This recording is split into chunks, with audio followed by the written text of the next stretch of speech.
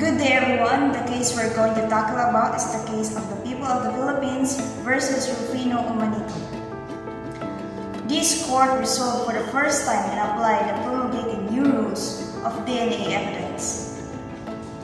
This instant case involved with a charge of rape.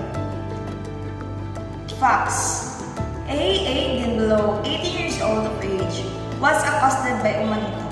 He dragged her into the home economics building of Darampuangan Elementary School and undressed her while holding a knife against her. He set her down on a bench, put down the knife, and had sex with her. He dressed up and threatened to kill her if she reported the incident. 6 months later, AA's mother noticed the prominence of her stomach, and it was then that she divulged to her mother the alleged rape.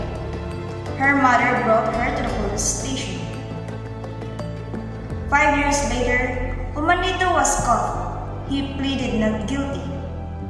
Regional Trial Court rendered judgment against Umanito and sentenced him to suffer the reclusion perpetua. Umanito's appeal was transferred to the Court of Appeals for intermediate review, and Court of Appeals affirmed. Umanito seeks acquittal on reasonable doubt with the belated filing of the case and AA's questionable credibility as grounds, given that there were several inconsistencies in her assertions. The issue is whether or not the prosecution has successfully met the level of proof needed to find the appellant guilty of the crime of rape.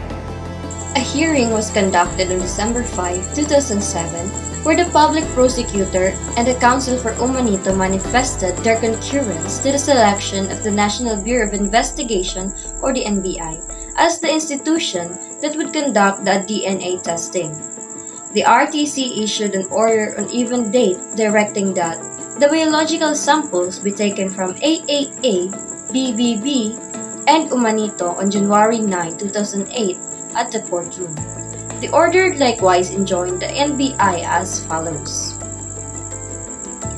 Moreover, the court at home must ensure that the proper chain of custody in the handling of the samples submitted by the parties is adequately borne in the records. In order to protect the integrity of the biological samples, the NBI is enjoined to strictly follow the measures laid down by the Honorable Supreme Court in the instant case, to wit, first, that the samples are collected by a neutral third party. Second, that the tested parties are appropriately identified at their sample collection appointments. Third, that the samples are protected with tamper tape. Fourth, that all persons in possession thereof at each stage of testing thoroughly inspected the samples for tampering and explained his role in the custody of the samples and the acts he performed in relation thereto. The DNA test results shall be simultaneously disclosed to the parties in court. The NBI is therefore enjoined not to disclose to the parties in advance the DNA test results. The NBI is further enjoined to observe the confidentiality of the DNA profiles and all results or other information obtained from DNA testing, and is hereby ordered to preserve the evidence until such time as the accused has been acquitted or served his sentence.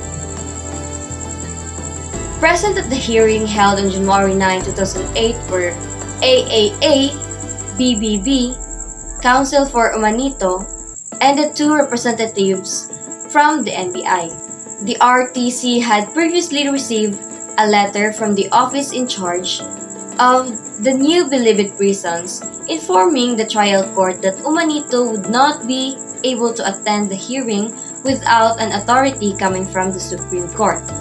The parties manifested in court their willingness to take of the DNA sample for the accused at his detention center at the new believed prisons on February 8, 2008.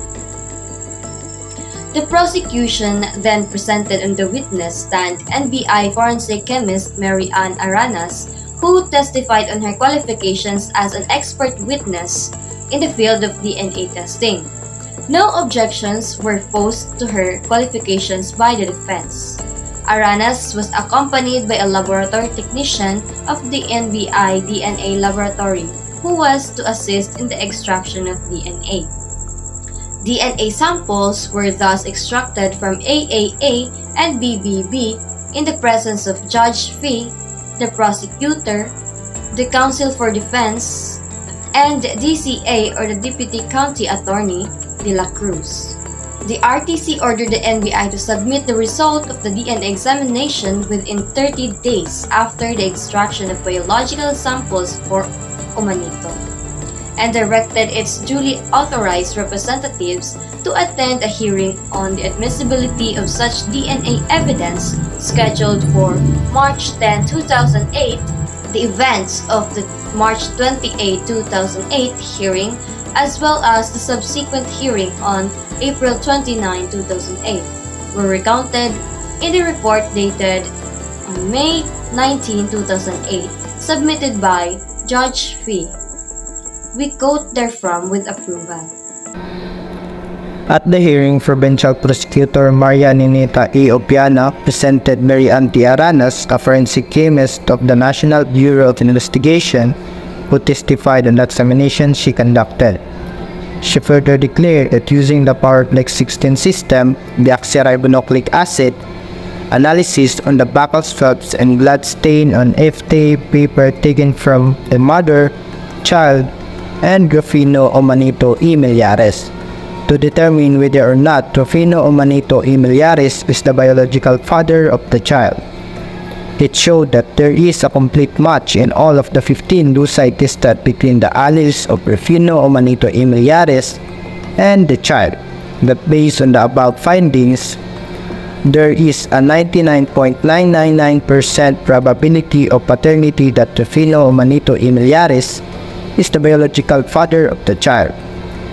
The DNA samples were collected by the forensic chemist of the National Bureau of Investigation, whose qualification as an expert was properly established, adopting the following procedures. A. The subject sources were asked to gargle and to fill out the reference sample form. B. Pictures of the subject sources were taken by the NBI chemist. C. Buccal swabs were taken from the subject sources 3 times. D. Subject sources were made to sign 3 pieces of paper to serve as label of the 3 buccal swabs placed inside 2 separate envelopes that bear their names. E. Blood samples were taken from the ring finger of the left hand of the subject sources. F. Subject sources were made to sign the FTA card on their blood samples. The buccal swabs and the FTA cards were placed in a brown envelope for air drying for at least 1 hour. G. Fingerprints of the subject sources were taken for additional identification. H. The subject sources were made to sign their fingerprints. I. Attorney Ramon G. Gomez, Deputy Court Administrator Euben de la Cruz, and Prosecutor Maria Nineta E. Opiana, and that order were made to sign as a witness to the reference samples forms and the fingerprints of the subject sources. E.g., after 1 hour of air drying, the buccal swabs in the FTA papers were placed inside a white envelope and sealed with a tape by the NBI chemist. K.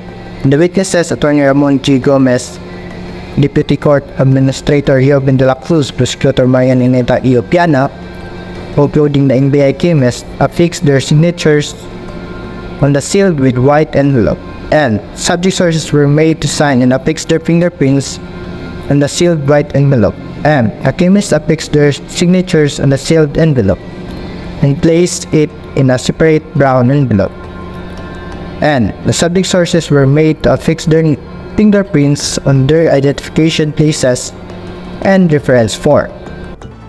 Findings: deoxyribonucleic acid analysis used the PowerPlex 16 system. Conduct on the above-mentioned specimen give the following profiles: XXX, XXX. There is a complete match in all the 15 loci tests between the alleles of Rufino Umanito E. Millares and BBB. remarks, based on above the findings, there is a 99.999% probability of paternity. The Rufino Umanito Imilares is the biological father of BBB. Trial court rules based on the result of the DNA analysis conducted by the National Bureau of Investigation, Forensic Division that Rufino Umanito Imilares is the biological father of BBB. Ang DNA evidence ang naging legal basis nila to convict Umanito upon DNA analysis according sa result of Section 6, Amended Matters Number 6115, Supreme Court provides that the value of the probability of paternity is 99.9% or higher, there shall be a disputable presumption of paternity which is match ang DNA ni BBB which ang bata o ang DNA ni Umanito. So, therefore, the court conclude nga si Umanito ang biological father sa bata which is nahitabo is forced and sexual interaction that lead to a rape case.